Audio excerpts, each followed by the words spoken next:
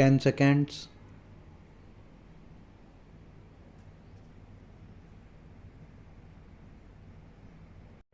Madam Deputy Chairman, when the House rose for lunch, I was discussing the response of the public to the loan program of the government and was trying to point out that it was rather a serious tendency in the sense that the response of the public had been proved to be poorer during the 10th plan period than during the 9th plan period. I was trying to point out that looking to the fact that the national income was rising and the people were becoming more conscious of our developing economy and the need to mobilize the resources more and more, a contrary trend ought to have appeared, and that in view of that, this trend was disturbing. This trend is to be contrasted with the trend of the public regarding the call from the corporate sector for the investment of their monies. Here we find that the shares of some of the new companies or of the old companies that are issuing new shares are oversubscribed at times to the extent of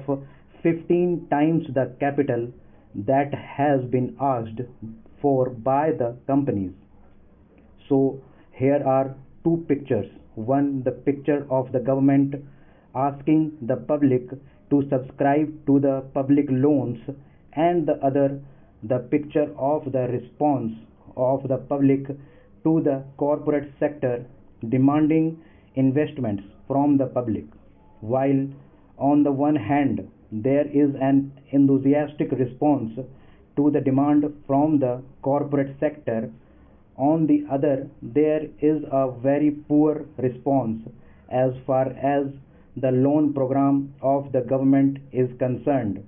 This is a matter of some concern, and I feel that the government should pay more attention than just exhorting the people to save more and to hand over their savings to the government, as the Honorable Finance Minister has done more than once. If it would have been merely a question of rediverting the money that is coming from the corporate sector to the public exchequer in the form of loans, perhaps the matter would not have been so serious. Then it would have been just a question of reallocation of the functions between the public sector and the private sector. But I feel that there is a large amount of money which is just changing to some lucrative channel, and that explains why the response to the demand from the corporate sector is 15 times. This shows that 14 times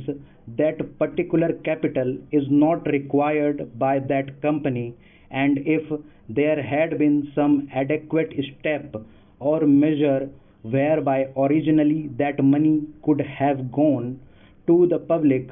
exchequer to that extent, there would not have been any disappointment to the people who wanted shares but who did not get them, and disappointment to the public exchequer by not getting the response which it ought to have got. That, to my mind, leads to the question of the pattern of the rate of interest in a developing economy, and especially in view of the fact that a large number of companies are being floated today which have got an element of growth in them, thereby attracting so much capital towards them. The government of India will have to take into consideration the question of the rate pattern of interest on their loans, and to see whether something could not be done whereby the public will be attracted to a large extent towards their loan program than hitherto. it has appeared in the press that the question of supply and want is being reconsidered and that offers are sought to be made more attractive. If,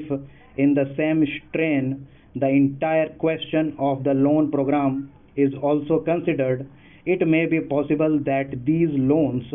also might be made more attractive and thereby more capital, which is today just changing the channels of profitable employment, might be diverted to the public exchequer in the form of public loans. Then there is the question of the state governments performing their part, which has been assigned to them during the 11th plan period. In this connection, I would like to draw the attention of the Honorable House to a very important recommendation which has been made by the 11th Finance Commission, namely the appointment of a high power commission to go into the entire question of the allocation of financial resources between the central government and the state governments. They have argued the whole case in nearly 1.5 pages in order to show why it has now become necessary that a high power commission should be appointed to go into this important question. According to the Third Finance Commission, the allocation of resources between the center and the states was made at a time when planned economic development was not visualized. When the Constitution was framed, the development of the public sector, the new responsibilities which the states were going to assume, and a plan era were not properly visualized, and it was under these conditions that these allocations were being made.